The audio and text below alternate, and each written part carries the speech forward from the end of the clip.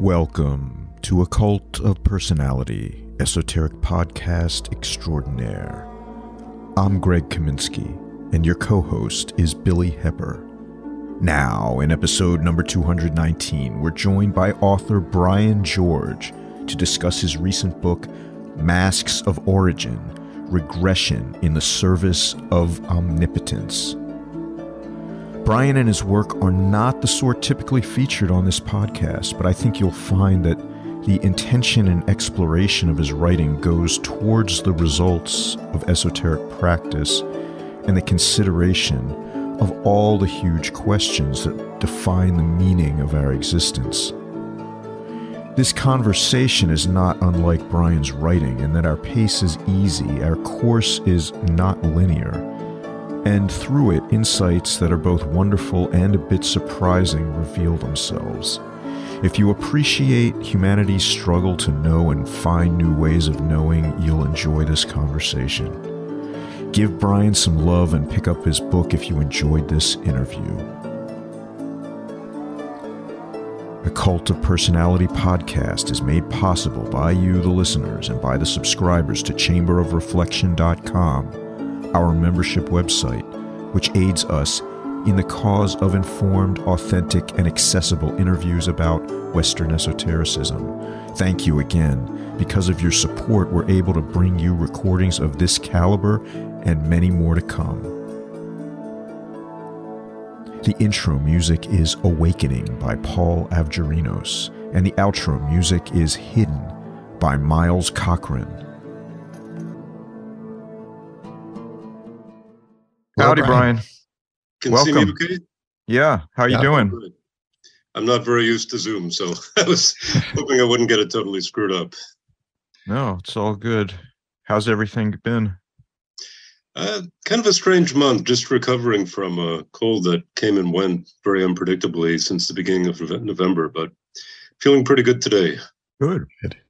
So, Billy, just to put this in a little better context, I met Brian years ago in Boston and had been to his home a couple times, I think, because he and his wife, I don't know if they still do, but they used to host like a salon where different people would read or perform or talk or what have you. And it was like a very eclectic group and very interesting evenings. So we did that right up until the start of the pandemic. Mm-hmm. Every time we've thought of restarting, there seems to be some new COVID variant coming up, and everybody we know has different attitudes about getting together. We know some people that are anti-vaxxers but are extremely cautious about even eating at restaurants. Other people who are completely paranoid about COVID and haven't left their apartments, and people pretty much a wide range in between. So we had thought of doing it maybe through Zoom and even started trying to create some online version of the salon, but it's a very, very physical event. I don't know, there's something to me very ritualistic about getting people together in physical time and space that's different even from the best conversations on Zoom or whatever. I'm enormously grateful for being able to reach out to people around the world and meet people that I'd never be able to meet otherwise. So even though I'm somewhat of a Luddite, I don't necessarily write off the importance of technology, but I really like to keep things very simple.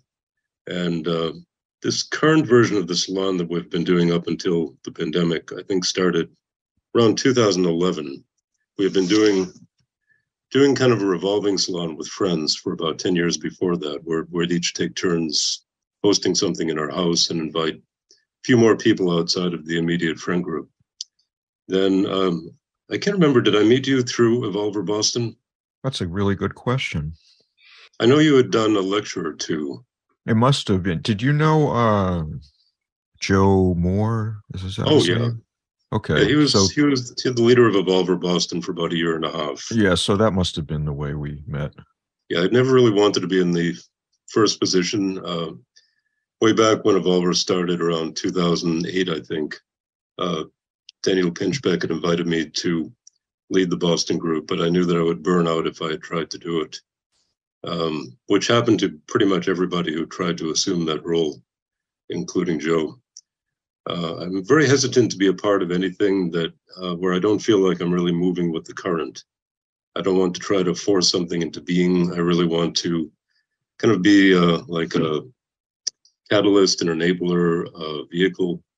I want to allow things to kind of move through me, to nudge them in the right direction, to offer insights, work, other contributions. But I don't really want to be in charge of things. I want to always step a little bit to the side. I feel like I can keep my perspective better and also figure out exactly what I can contribute. Somehow being in a position of full responsibility, it not only doesn't really appeal to me, it really goes against my essential nature. I'm really not given to flights of guarded optimism. I tend to be fairly pessimistic by nature. And I think to be a good organizer, you really have to be something of a natural extrovert and just assume that everything is going to turn out for the best. Mm-hmm. And I went through a period like that probably when I first moved to Boston in my 20s, or actually I was 20. Things were really happening in the city in kind of a late countercultural way. Just enormous kind of explosive, surreal energy. People from different art forms, music, art, writing, whatever, kind of mixed and collaborated in very unpredictable ways, turned into like the punk scene toward the late 70s, but wasn't really like the punk scene in New York or LA. It had a much softer edge to it and more of a surreal quality. So that was a time that I really trusted in synchronicity and just assumed that everything would naturally unfold. But that was kind of an exception in terms of the arc of my development. Anyway, so Evolver, was fascinating in that I got to meet you and, a number of other, mostly local artists and musicians and writers. But it was just enormously difficult to organize. I think actually like pushing a string or herding cats would probably have been easier. I actually made a note of some of the subjects we would cover in the various meetings: urban gardening, the gift economy, intentional communities, alternative health, climate change, ancient mythology, psychedelics, shamanism, the relationship of technology to the psyche, the noosphere, the Mayan calendar, reincarnation, polyamory, trance states, crop circles, and UFOs. But the trouble is we would just sort of lurch from one to the other. It was both a local and an international organization. And the two levels of organization didn't really mix. So we were trying to kind of align ourselves with the suggestions of the larger group. But people interested, let's say, in urban gardening may not have any interest in UFOs, or people interested in the gift economy or, new theories of economic justice or whatever might have no interest at all in ancient mythology. So there was just kind of a disconnect in the basic theory of organization. Then a lot of it too seemed to have been kind of focused on 2012, which acted as sort of like a strange attractor or whatever for attitudes, theories, orientations, however you would put it, that wouldn't necessarily normally come together. Then whatever people were expecting, that year acted as a kind of projection screen, a little bit like maybe Obama's campaign. People were waiting for something to happen, and really saw it more in terms of their own unfulfilled, needs and desires and longings than in terms of what was actually happening in front of them. Then after 2012, I don't know, things seemed to just sort of drift apart into separate directions again. But it confirmed my own sense that it's very important to start small, to work with kind of a coherent circle of energy, people that you, not necessarily just people that you know, but people who maybe know each other, friends of friends. So with some sort of a basic structure that also is capable of kind of moment by moment renewal. So when my wife and I started the salons at our house in 2011, we had the original circle of friends plus a good number of people from Boston, Evolver Boston, and then other people that would come month by month. And probably the word that people always used to describe it was magical. It didn't really correspond to much of anything people had experienced before. It would often start about 5 with an hour for eating and talking, then presentations would begin about 6. And the tricky part was really kind of organizing the presentation. So each person would be given about 10 minutes to present, then there'd be another 5 to 10 minutes of commentary. Then there'd be periodic breaks, and we would try to alternate between writing, music, storytelling, art, whatever, and keep some sort of a flow going. And often they'd go till like 12:31 in the morning, but with almost no sense of time passing in any normal way. So we'll get back to that later. That's also one of the preoccupations of the book, is just the nature of time and how variable it is. Good segue to talk about your book, Masks of Origin, Regression in the Service of Omnipotence. Maybe it would be best, Brian, if you could describe your book and why you wrote it, and what it is you're communicating to us. Well, there's a line in one of the essays in the book: the shortest distance between 2 points may turn out to be a labyrinth. So in describing the book, probably I would have to take something like that approach. My approach to writing is almost the exact opposite of the way most prose writers approach it. I began as an artist and a poet, and wrote 3 or 4 books of poetry before I started to write prose. And there was a major transition from one to the other.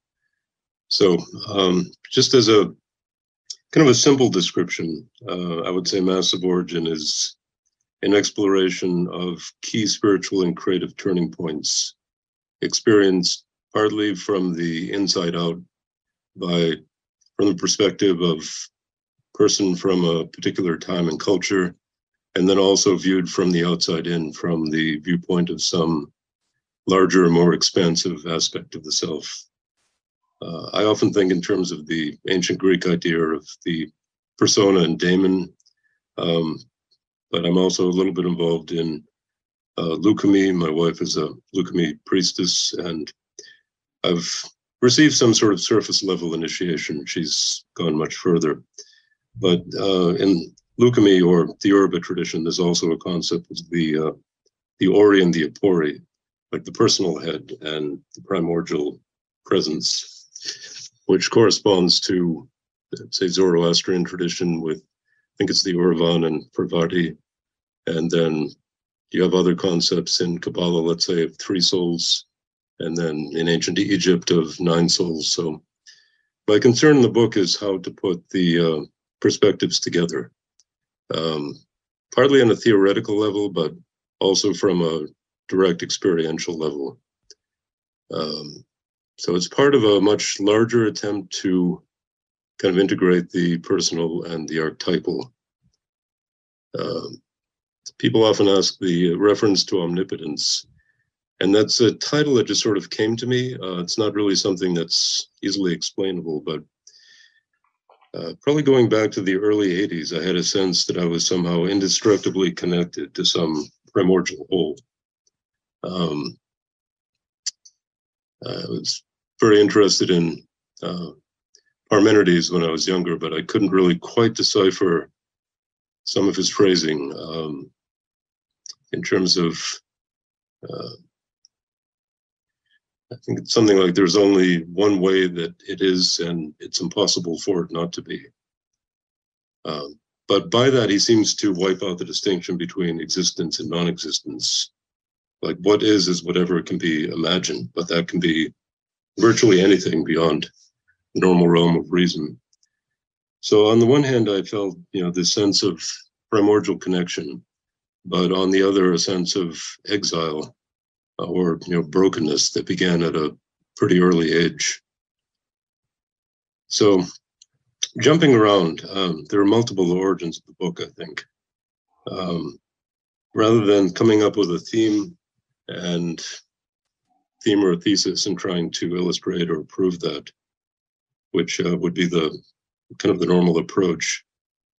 It's often very frustrating when I find sometimes, like, let's say, a journal of contemporary post-Jungian thought, and I think, oh, I have an essay they might really like. But then I look at the submission guidelines, and you're supposed to submit a proposal with a breakdown of paragraphs, then exactly what the argument is going to be in each paragraph. My own approach to writing is the exact opposite. I tend to really put my trust in what I don't know, even if I do come up with some sort of a theme, an outline, whatever. That tends to be something that I work against. I don't necessarily want to rely on anything that is within my immediate grasp. I think probably because I, had several decades of experience as a poet. I was really interested in working with what was on the edges of my understanding or experience. And then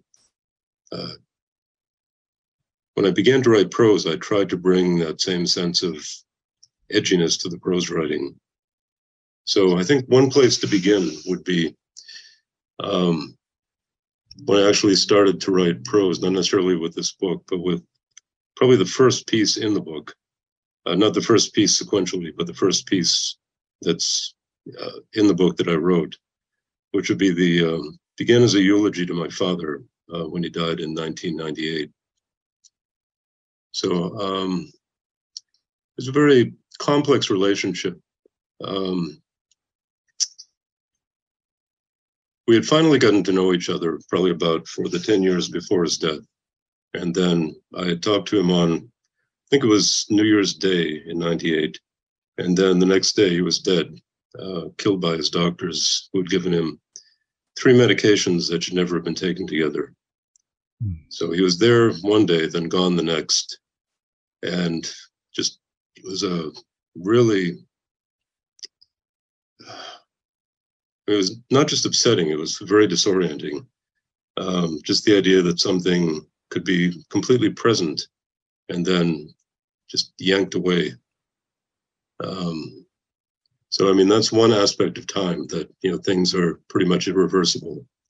A single comment can destroy a friendship. A single accident can, I ended up tripping once, rushing to work and breaking both bones of my wrist. And, that acted up off and on up until a couple of years ago when I had an operation to correct carpal tunnel syndrome. So I have very much the sense of, linear time and just the possibility of mistakes and regret and role of accidents. On the other hand, I have a sense that somehow our understanding of time is really not correct. We're seeing things from kind of a very limited ground level, with the possibility of multiple perspective points from which time might appear far more circular or labyrinthine than linear. Anyway, my father's third wife, Judith, had invited me to do the eulogy, and I was very reluctant to do it, partly because I just didn't write prose much. I think last time I'd written some might have been like 1982, when I was working on a foreword for a book that I put out in 84. And I didn't really think of myself as a prose writer. Not that a eulogy has to necessarily be a serious piece of writing, but I have kind of a horror of conventional sentiments. And also, I didn't really want to smooth over the complexity of the relationship. I really took the invitation as both a personal, creative, and even kind of a cosmological challenge. I was quite sick at the time. I had a horrible cold. I could barely talk. I was on the trip to Colorado, to Denver. I was sitting between a gigantic fat guy on one side and a woman with a baby on the other, and I was twisted up like a pretzel. My back completely went out. I didn't get back to being without pain for about 2 months afterwards. I had to drink hot tea and take showers constantly because I was barely able to speak. and I couldn't sleep. I didn't really want to write anything out. I was really doing my best to say something honest, which was a very complex thing to do. And I was just sort of turning possibilities of what I might be able to say over in my head, turning paragraphs upside down, starting over, scrapping whole eulogies. And then about 3 days later, after really not sleeping at all and being extremely sick, I mean, it was kind of like a little bit of an initiatory experience. I was in kind of an odd liminal space, drifting back, through decades of time to about the age of 4. I finally managed to piece something together and gave it pretty much without even a slight slip up. And the whole process made me realize that I had left pretty much whole worlds out of my poetry. I had split myself apart at kind of an early age. And from the time that I began to write and do artwork seriously when I was 16, I had separated off the spiritual and the creative from the unresolved, traumatic, personal stuff. Not really even deliberately, but just as a matter of practicality. I just didn't know what to do with the more unwieldy stuff. And it was enough of a challenge to find the resources I needed creatively. Anyway, so that planted a kind of a seed. I realized that I had to find some way to bridge the gap between, let's say, the age of 4, when my parents had split up, and 6, when it finally sunk in, and everything that had happened between then and 1998. So part of it was, immediately focused on my father. I have really vivid memories of the time when my parents were together and before like the age of 4 to like 3 to 6. And I tend to associate that period with early morning sunlight. Had felt an incredible relationship to birds. And the minute I drift back, I'm overwhelmed by a sense of bird song, both like physical bird song and some other more supernatural kind of bird song. I remember having almost no sense of time, waking up like at 5:30 in the morning, getting on my rocking horse and singing for 3 hours. I think the first essay in the book describes how the lack of any sense of time got me into trouble. I, again, used to get up like about 5:30, and we were living in Natick at the time, in a small late 17th century house, and I got up and wandered off into the woods because I wanted to find a rusted 18th century cannon that I had seen. But I was gone for, I think, from 5:30 till about 9, with no awareness of any time going by. And thinking back, I just remember like bright lights, again, kind of figures with birds' heads and something like glass harmonica music. And then I drifted back and walked into just explosive anger on the part of my father, which kind of shook me out of whatever that very early childhood state was into some kind of sequential memory. Before that, I have images, but no stories. And that's the first story I can really piece together. But for the most part, I loved my father. We, had great adventures, and I just couldn't believe my parents had split up. So there was a sense when I finally realized it, almost of being expelled from Eden, just with like gates clanging shut somehow, which, I kind of associate with the doors to my grammar school, which was a kind of a pretty grim working class grammar school where the major thing was just to get kids to behave, which my major goal at the time during that particular period of education was just to kind of stare out of the window and dream of what I'd be doing after school. So anyway, I saw my father maybe once a year after that until I was 11. Then he disappeared completely. He had moved to Mexico, begun a company, and started a second family. So got back together when I was first out of art school and married to my first wife. And it was a very odd experience. We were almost like not like twins, but like brothers who had sort of an adversarial relationship. We had, many kind of interesting qualities in common, in terms of taste in classical music, love of like Mesoamerican sculpture, oceanic masks, similar favorite composers, shells, driftwood, rusted things from the ocean. But he was completely focused on business, kind of achieving very affluent position in the world. And had absolutely no interest in any of that, and was focused on kind of writing and spiritual exploration, which he thought of as an absolute waste of time. And he kept sort of nudging me to go back to school to study business, and in a phrase that I could never believe, to take my place in the world as a man among men, which I thought he was joking, but that's sort of the way he saw things. So anyway, all of that presented an enormous challenge with the eulogy, and I was able to kind of sum it up. But so those were two turning points that I describe in the book. And I became aware, during the kind of drifting back through time to try to piece together some actual honest comments about the relationship that I could use for the eulogy, that I was really just at the beginning of my creative explorations. I had done a lot of work poetically, but almost everything I had done had to do with a kind of, say, avant-garde exploration in poetry, and also really a kind of attempt at transcendence spiritually. Even though I had been studying Taoist meditation, where the goal is not only to bring energy, up from the soles of your feet, through the spine to the head, and then down through the front of the body. I was doing that energetically, but not really in terms of any kind of personal biographical information. I was just leaving an enormous body of information out. That's great. Thank you for sharing all those stories, Brian. And first of all, welcome to Occult of Personality. It's great to have you here. Thank you. Yeah. I'm just curious, just circling back to the book, was this your first published work? And also a follow-up, how was the book received? Can you tell us a little bit about the reactions and feedback you've had on it?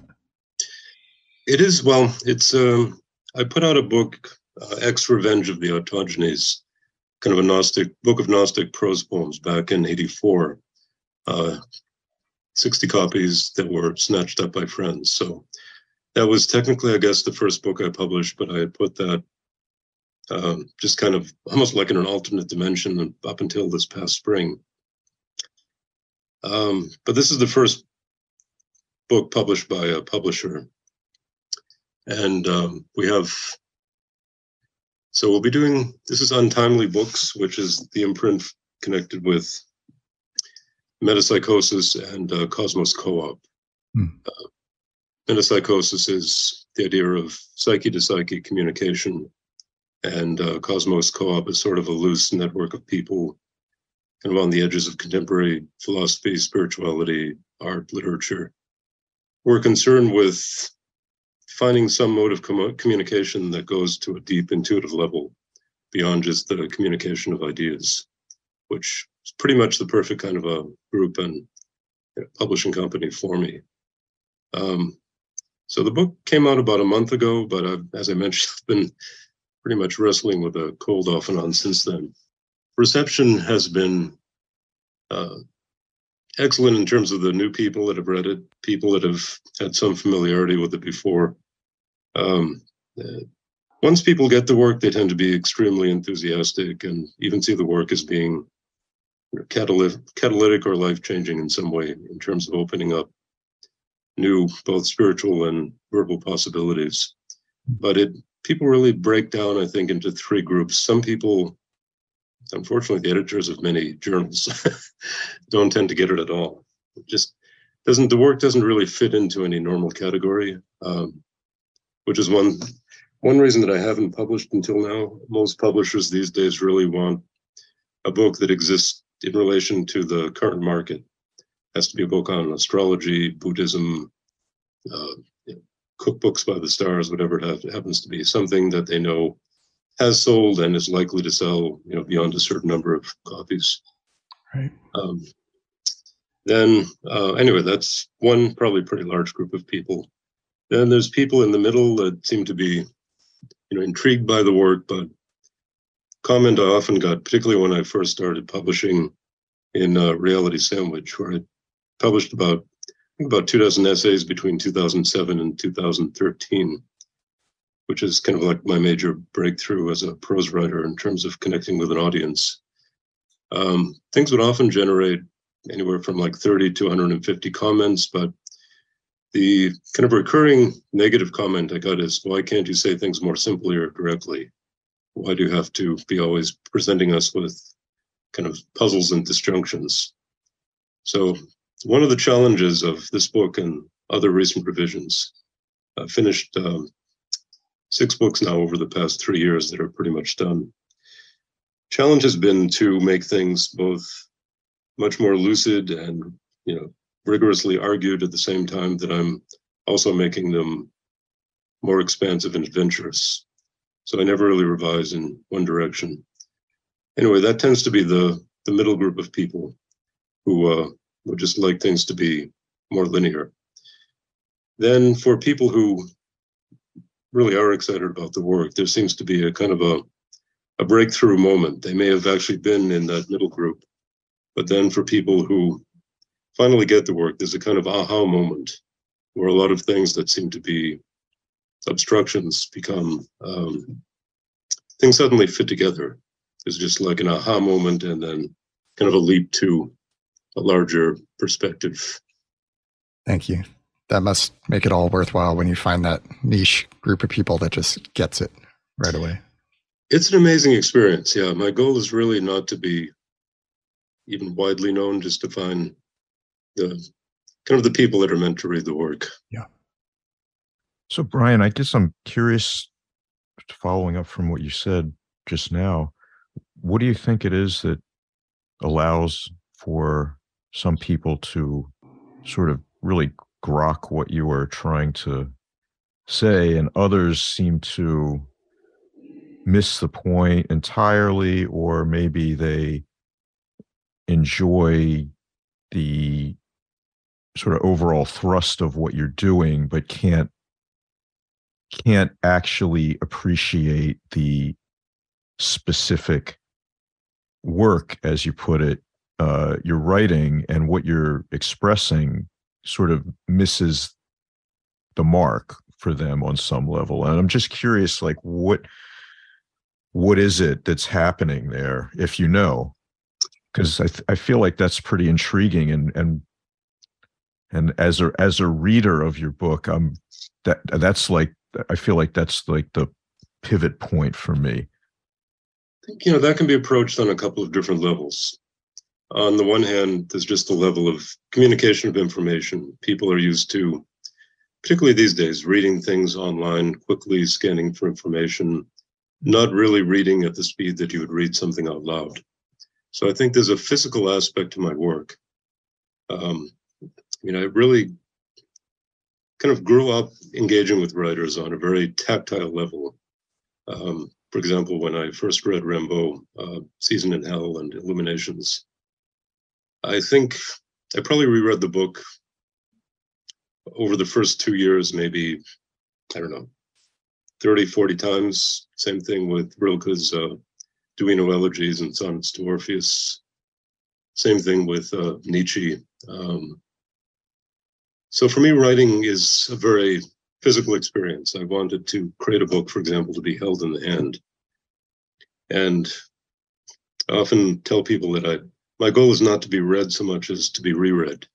And people, I think, tend to be moving much too quickly for me. They want to kind of get from the beginning to the end of something and figure out what it means.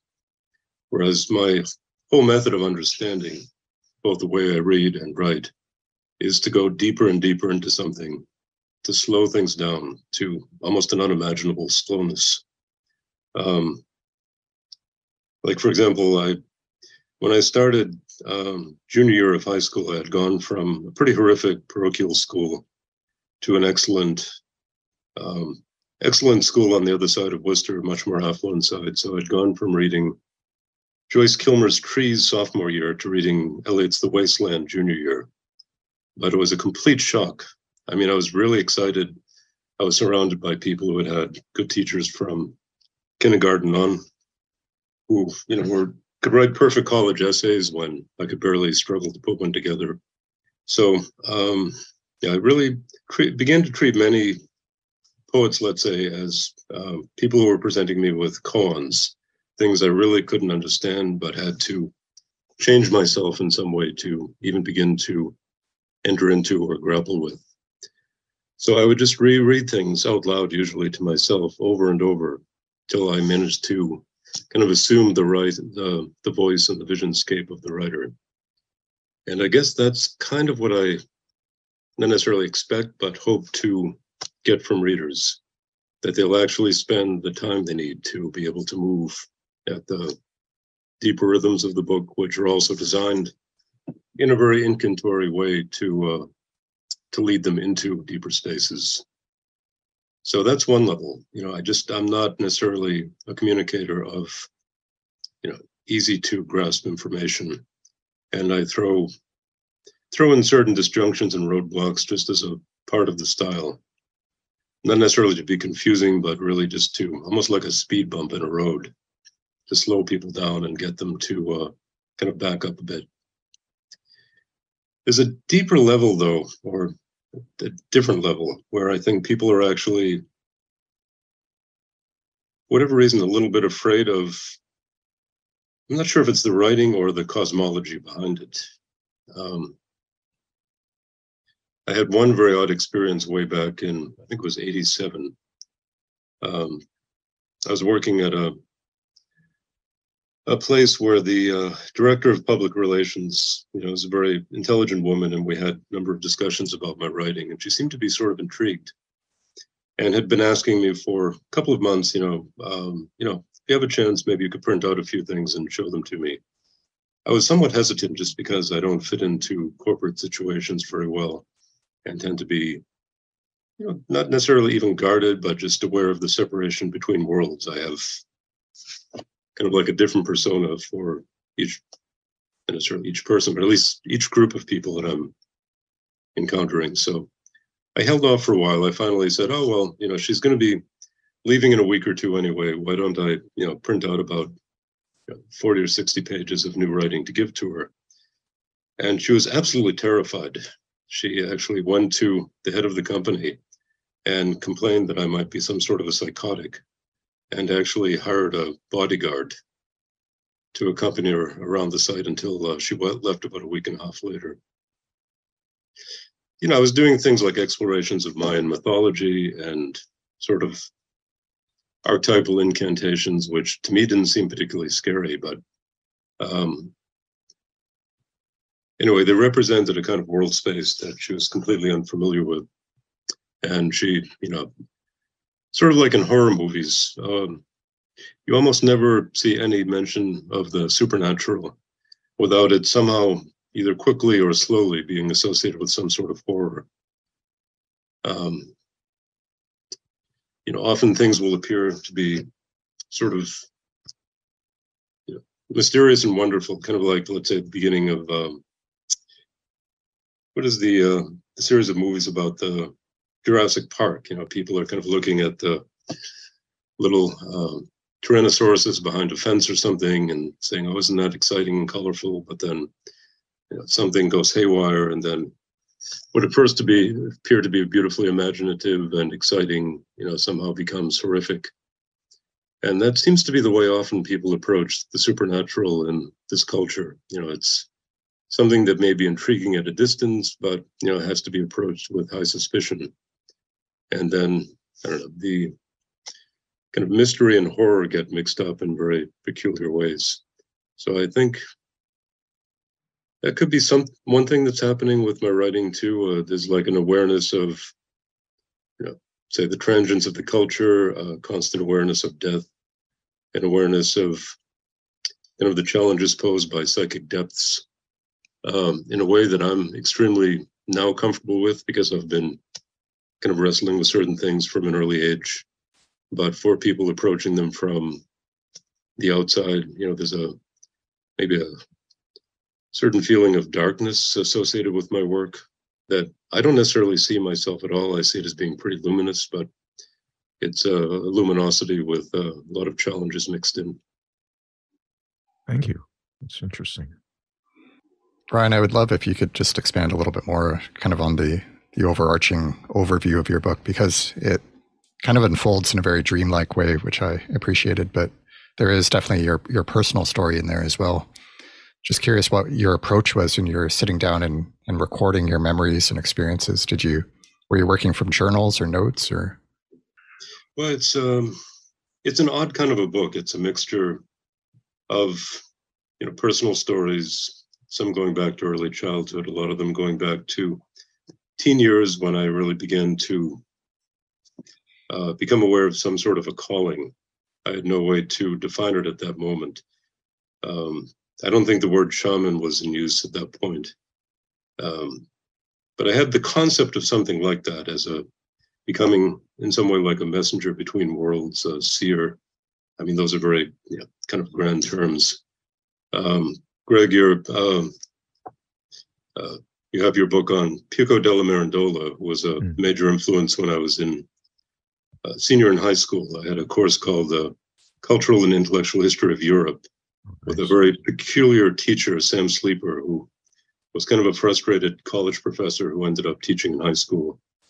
So he was brilliant, but really kind of annoyed with his position and sort of drifted in and out of the physical space he was in.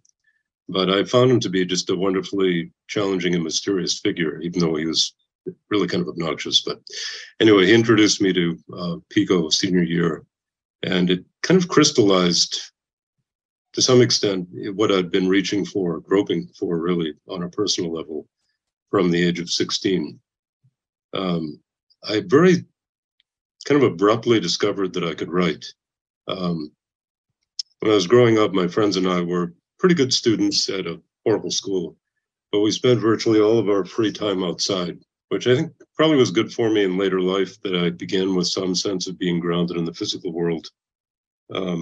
So we, either hung out or played baseball or climbed trees or rode bikes or went camping or skiing, urban exploring. Worcester was built on hills, I think 7 hills like Rome, and there were all kinds of kind of very densely overgrown backyards on steep slopes, and we were kind of prodigious trespassers, and we would often roam around like just exploring, playing war, whatever we happened to do through people's backyards. We'd actually set up a clubhouse in somebody's basement at one point. An older guy who was unaware of his surroundings, and we managed to use it for about 3 or 4 months before we were finally discovered and kicked out. Then, anyway, at 16, I had a sense of, I guess, the ground being yanked from beneath me. Was before I began to do psychedelics, but the effect was something similar. I had a sense of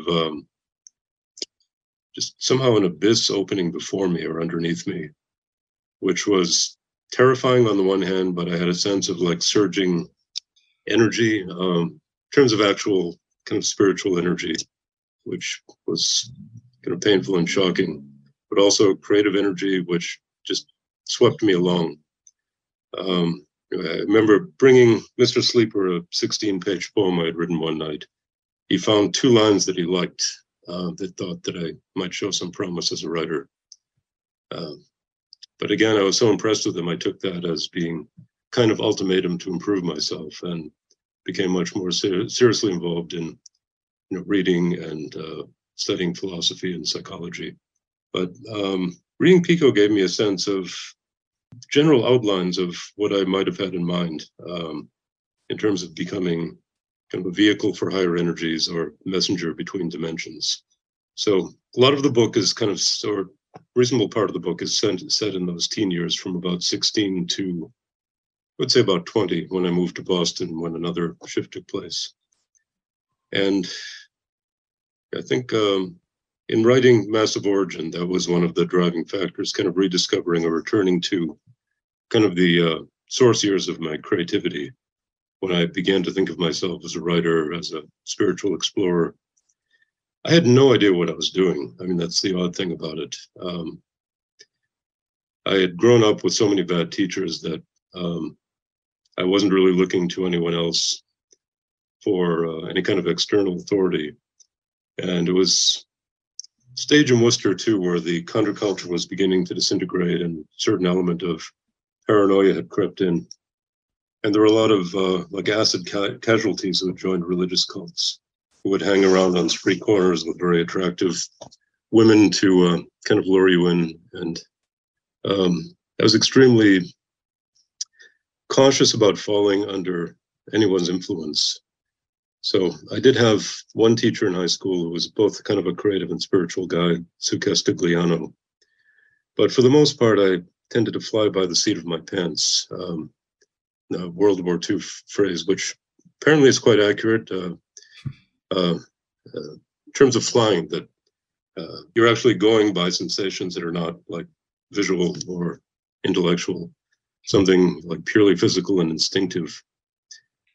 And I had a sense, really beginning one night when I was 16, of something having opened up in terms of something that actually was like a depths that were just about to swallow me, a sense of kind of the abyss looking back at me in Nietzsche's sense, but also of kind of sense of unbounded creative possibilities that I was utterly, how should I put it, unworthy of, unable to harness, barely able to even imagine, but that also were making, I felt a kind of creative ultimatum and placed on me that would take really years to even begin to understand, let alone to actualize. But Pika's idea that, humans are in one sense homeless, but also the only creatures that can be at home or active on every level of creation. That sort of became my goal at the time. It was a period I would say of like near insanity, but also of like free-flowing visionary landscapes. So that was another key turning point in the book. And so I think the book is kind of a tour through, various sudden openings or turning points of that type. It doesn't really progress in terms of any normal linear sequence, because I don't really experience my life that way. There are, considerable stretches where nothing in particular happens. I'm just sort of going about my business. I grew up in a working class family of storytellers, which was productive, but people who really didn't have any grand idea of how they fit into the world. They were sort of content to just make do with whatever circumstances they had. My grandfather's father, for example, came over toward the end of the potato famine, and my grandfather had grown up with a lot of stories of like near starvation, pregnant women dropping from hunger in the streets. And my family mostly was concerned just about financial security, get a good job at the post office, school teacher, become a priest. My grandfather worked off and on for the same factory since he was about 13, finished high school at night. So I really had a sense of somehow operating outside of normal social channels, not really with any particular goals of becoming famous as a writer, but really just pursuing pretty much single-mindedly, that particular creative and spiritual challenge that I first intuited probably when I was 16. And it was a very odd thing. It was, on the one hand, like something very far away, but looking back at it over the past 2 years, what really came back to me was that I could kind of hear my current voice speaking. I mean, there was a literal sense of hearing a voice speaking somewhere like in the room or in my mind or over distances, over oceans, whatever. It was not a very odd experience, but a voice saying certain things in a certain rhythm, which looking back now, I realize is actually the rhythm of my mature writing, that I was hearing without actually hearing the words. I could hear kind of the rhythm, the tone of the words. I could sense, like on a physical level, the content, the visionary spaces that the words might be opening up. But they just weren't graspable. They were present really much more as, I don't know, almost as a kind of humiliation, just to show me like how much I had to learn. So on the one hand, there was a sense of kind of grandiose expansion. I would go through periods, particularly as a teenager, of falling into kind of ignoring all of the warning signs of inflation, kind of being possessed by archetypal energies or kind of forming grandiose images of myself. On the other hand, I knew without too much self-examination that really wasn't accurate, but there was sort of a tug of war going on between something kind of tiny and broken and something, very large and indestructible. So that's, one of the goals of the book is to kind of bridge that opposition, to allow whatever that larger voice is to speak without necessarily defining myself as being of any particular importance. But then also to lift up personal information kind of as a gift to the beyond in a way that makes it more than purely circumstantial. It's fantastic. Thank you for sharing that. So I was wondering, I have a couple of excerpts that relate to things we were talking about. I wonder if might be a good idea to read a little bit from the book. I think so. What do you think, Billy? Yeah, absolutely. Maybe 3 selections we could possibly get to. We'll see where we are. But some things are, I can say them much more effectively in prose than I could in conversation. And then we can kind of fill in the background information or whatever around the excerpt.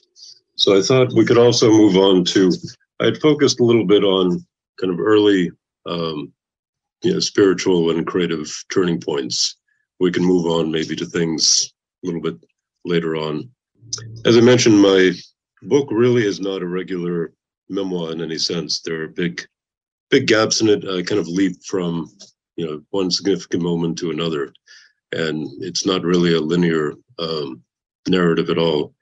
It's really more of a kind of a record of breaks within the normal flow of time. So my sense for quite a while now is that all of us have a kind of pre-existent story, which functions almost as a kind of DNA. It's not completely determinative. It sort of sets up a basic structure, almost like a chart for jazz improvisation. So I think, I had mentioned yesterday, I'm very much aware of the irreversibility of time, how, one chance meeting or terrible accident can really change the course of your life.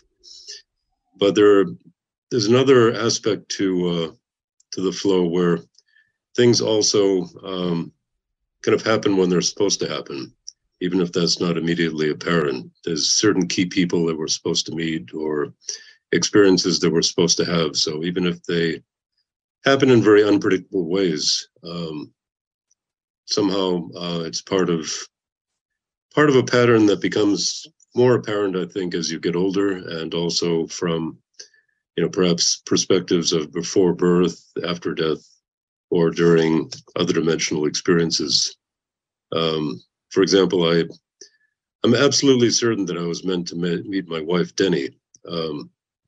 We met at the insistence of mutual friends in 1994. But it was a very odd thing. I was wrapped up with finishing a book and wasn't really paying that much attention to the invitation, and canceled a couple of meetings I'd set up with Denny, and she was annoyed to the point that she almost wasn't planning to talk to me again. Then we got together, and probably within less than a minute, there was some sort of immediate recognition, a sense of like a whole history that was kind of tangible without necessarily being visible. And I think we moved on to thinking about marriage within the first month or two, or at least I did. But the odd thing was we had actually been in many of the same places over and over back in the late 70s and early 80s. Denny was a member of an all-girl punk group called Bound and Gagged. And my first wife and I were big fans of the group and probably saw them about a dozen times. And I'd also been one of the organizers of a good last for about 5 years, a series of performance events called MAPS, not the psychedelic one, the current one, but a series of events held in an artist loft. And we would have performance artists, music, art exhibits, open readings, various types of events that often would attract about 200 people. We actually managed to make about $1,000 a night on it. And Denny had been to that a number of times also, and we had any number of mutual friends that we discovered later on and had been to events in various artist lofts, but never happened to bump into each other until the time was right. So, both of us were there in some sense, but not really the people we would later become. And then in 94, both of us actually had gone through a spiritual initiation in 1990 and gone through some sort of a major transformation in the years between then and the time we met. And there's something just incredibly inevitable and easy about it when it finally happened, even though it was something that really was kind of unlikely at that moment. It was much more likely 15 years before that when we were in all of the same places, but we had no actual points of connection other than the two friends that insisted on introducing us. But there was a sense of some sort of a pattern completing itself that only became recognizable once it happened to occur. But I think, many key things are like that. The other curious thing I've come to feel as I've gotten older too is there's not really that much of a distinction between good fortune and bad fortune. The New Age idea is that you kind of conceive of a perfect life and use your powers of wishful thinking or ability to co-create reality to bring about some very specific things in terms of career, romance, personal health, whatever it is that you imagine. That works to some degree. It's basic form of magic, but I think there's a danger of confusing like a truth with a small t with truth with a big T, even though to some extent, we are very active participants in bringing certain things about, or, even engaging in much larger levels of interaction with the cosmos. A lot of that, I think, has to do with things that we're meant to do, not necessarily things that we want to do. And those things are often potentially even diametrically opposed, which is one reason why I think sometimes the intervention of some higher aspect of the self can easily be perceived as a kind of a threat. I had mentioned, I think, how some people tend to react to my writing with some degree of uneasiness or even fear. But I think it's not because of any particularly dark contents in the writing itself. It has to do just with the kind of the stage set on which the events are occurring, which is much larger than kind of the normal egoic stage set, and with the interaction of kind of the small self and the larger self in ways that don't necessarily have much to do with any concept of personal comfort. I think most often we have to be broken apart in certain ways before being, put back together, or, before we become able to recognize some larger and deeper unity that exists within that brokenness, not necessarily even as opposed to the brokenness. We tend to imagine maybe perfection as being, some pure sphere of harmony, but I think there's a reason that chaos, darkness, evil, chance exist. I speak often in my writing about like the fertilizing power of darkness, which by that I don't necessarily mean like an infatuation with Lucifer or anything in that direction, which I find to be generally pretty silly. Much more that I think it's a mistake to oppose light and darkness as in some way being irreconcilable. Or rather, there's a tendency to just think of darkness as being a single thing, whereas darkness, may involve, actual purely destructive evil, but it also has an aspect of, being a fertilizer, a catalyst, and active participant in bringing about creative adventures that would never be possible if we clung too desperately to the idea of harmony. So this is from The Snare of Distance and the Sunglasses of the Seer, one of the more visionary pieces in the book. The book tends to weave or even jump back and forth between the personal and the visionary. And this is one of the pieces more toward the later part of the book, where I'm moving into a generally larger, less personal space. If we were to leap tens of thousands of miles into space, the Earth, with all her continents and clouds and cities and roads and industries, would appear to be a blue and white marble. All life and death conflicts would be no more than abstractions. A tornado would be a kind of Sufi dance. A nuclear explosion would be the brushwork of an artist. In the foreword to Masks of Origin, I have suggested that time might exist in this way as well, as something that can be experienced close up or at a distance. In this foreword, I compare a person's life story to a novel. In a novel, as in a near-death experience, all events are simultaneous.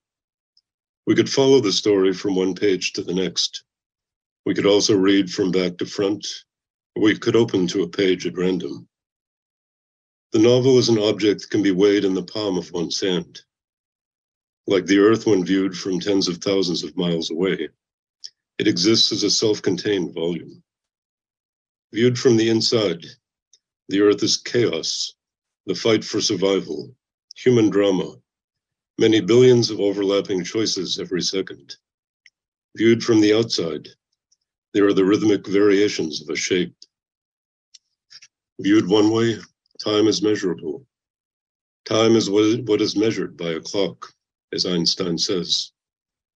Viewed another way, it is a koan that stretches our intellects to the breaking point, and then beyond. Time could also be imagined as a landscape, as a spiral, as a hypersphere, as the relation between an acorn and an oak, as a stage set, as a conjuration, as a snare, as a figure eight, as a labyrinth, and as an ocean. Anyway, probably stop there. That's excellent, Brian. Thank you for sharing all that. It's a lot to take in. Yeah. So I'm really grateful for this opportunity. I've really not engaged in any long intellectual conversations during the pandemic, and I'm not at all used to talking on a podcast format. So I'm trying to really become more extrovertedly focused, and I've got a lot of work to put out. This will be the book that we're publishing this year, and there's another 5 to go. So we're planning to do about 1 per year for the next 5 or 6 years. That's great.